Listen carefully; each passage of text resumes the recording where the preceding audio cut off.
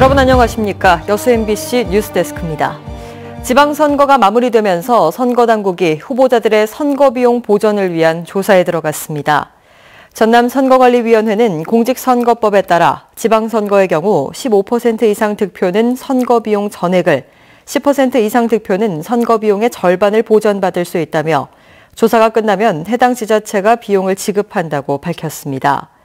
개표 결과 전남 동부 지역에서 선거비용 전액을 보전받는 기초단체장 후보자는 모두 8명입니다.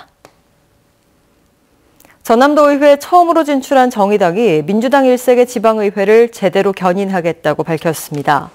정의당 윤수화 전남도당 위원장은 정의당 후보들이 전남도 의회에 2명, 목포와 영암 기초의회에는 각각 1명씩 당선됐다며 상대적 소수 정당이지만 행정감시에 노력하겠다고 말했습니다. 정의당과 평화당이 고흥의 한 해수욕장에서 중학생이 실종돼 해경이 수색에 나섰습니다. 오늘 오후 5시쯤 고흥 거금도 입금 해수욕장에서 물놀이를 하던 16살 A군이 너울성 파도에 휩쓸려 실종됐습니다. 해경은 민관 구조대와 함께 수색 작업을 벌이고 있습니다. 광양시가 저소득층 자립 기반을 위한 자산 형성 지원 사업을 추진합니다. 광양시는 정부 지원 정책에 맞춰 근로능력이 있는 저소득층의 자립 지원을 위해 희망키움 통장 등 4개 사업에 대해 국토비를 포함해 모두 3억 2,300만 원을 장려금으로 지원합니다. 특히 올해는 근로능력이 있는 생계급여 수급 청년이 목돈을 모을 수 있도록 청년 희망키움 통장을 도입 운영합니다. 여수 낭만포차 제3기 운영자가 최종 결정됐습니다.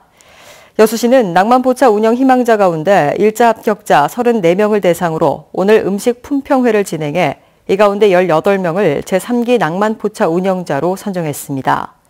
한편 낭만포차 존치와 폐지, 이전을 두고 최근 다양한 의견이 제시된 가운데 권오봉 여수시장 당선인은 낭만포차 이전을 공약으로 내세운 바 있어 향후 개선 방향에 관심이 쏠리고 있습니다. 올해 굴 생산량이 크게 증가한 것으로 나타났습니다.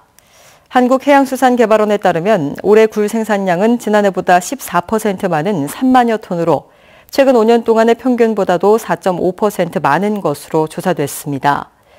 특히 전남 지역의 5월 굴 생산량은 지난해 같은 달보다 490% 많았습니다. 수산개발원은 지난해보다 굴 양식 시설량이 증가했기 때문으로 분석했습니다. 순천시가 저소득층의 보육 환경 개선을 위해 아동수당 지급을 실시합니다. 순천시는 관내 거주하고 있는 월소득 하위 90% 이하의 가구를 대상으로 주민센터와 홈페이지를 통해 신청을 받아 오는 9월부터 아동 1명당 최대 10만 원의 비용을 지급할 계획입니다. 순천시는 또 실제 보호자와 양육자가 신청을 해야 한다며 당부했습니다.